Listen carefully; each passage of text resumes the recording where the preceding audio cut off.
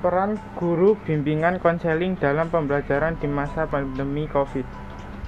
Tak terasa sudah lebih dari satu badai pandemi COVID-19 melanda bumi pertiwi Indonesia. Kita tercinta. Awalnya saya berpikir pandemi ini segera menghilang seperti hanya pandemi flu burung yang pernah singgah di bumi pertiwi beberapa tahun yang lalu. Keadaan cuaca yang dirasa naik turun tak menentu, kemarau yang bisa berhari-hari atau tiba-tiba hujan lebat tanpa aba-aba. Pertama, badai kali ini masih akan kita hadapi, dan kedua, bahwa sebaik-baiknya tempat kita untuk berdiam diri adalah rumah.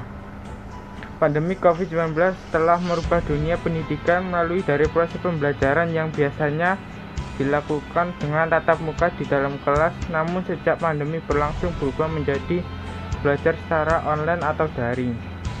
Guru, siswa, dan orang tua dituntut untuk bisa menghadirkan proses pembelajaran yang aktif dan efektif walaupun harus dilaksanakan dari rumah masing-masing.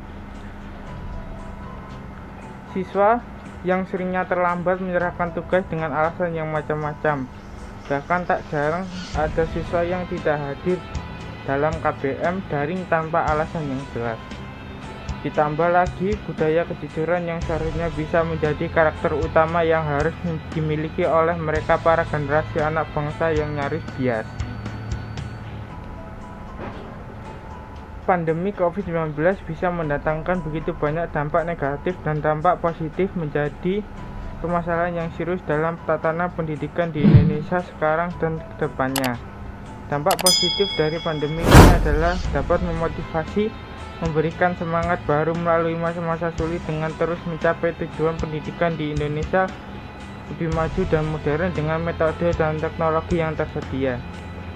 Contoh saja seperti banyaknya muncul aplikasi pembelajaran online, siswa dapat diawasi langsung oleh orang tua, kolaborasi antara orang tua dan guru semakin akrab dan dekat. Penerapan ilmu dan pemberhentian dalam keluarga, baik itu sekedar mengingat siswa untuk belajar, melakukan diskusi kecil dengan anak di rumah. Guru menjadi lebih melek akan teknologi serta menjadikan internet sebagai sumber informasi yang positif dan lain sebagainya. Pemerintah sudah melakukan berbagai cara agar pendidikan bisa terus berjalan di era pandemi ini, karena pendidikan merupakan aset yang sangat penting bagi sebuah bangsa demi kemajuan suatu negara. Salah satunya adalah dengan mengeluarkan peraturan pemerintah tentang mewajibkan setiap orang dimanapun berada untuk melakukan 3M, memakai masker, mencuci tangan, dan menjaga jarak. Dan seiring dengan berjalannya waktu, masyarakat sudah terbiasa dan harus menerima serta mendukung adanya kebijakan yang dibuat oleh pemerintah dalam dunia pendidikan.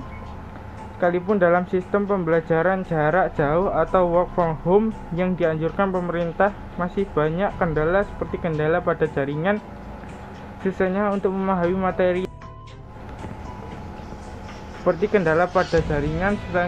materi yang diangkat oleh siswa maupun pelajar, dan banyak keluhan seperti diberikannya tugas yang banyak.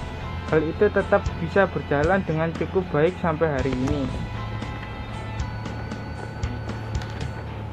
Setelah satu lebih kita ditempa dengan berbagai rasa dan nalar pada COVID-19 dan cobaan-cobaan yang lain, semoga karena ini kita bisa menjadi lebih kuat dari sebelumnya. Mari kita dukung apapun langkah yang ditempuh agar kehidupan bisa kembali normal. Semoga badai COVID-19 ini bisa membawa berkah untukmu, untuk kalian. Semoga segera kebaikan bersama kita semua dan kita selalu diberikan kesehatan, kemudahan, kebahagiaan dalam segala hal. Amin. Jangan lupa berbagi, bersyukur, dan tetap ikhlas dalam beramal.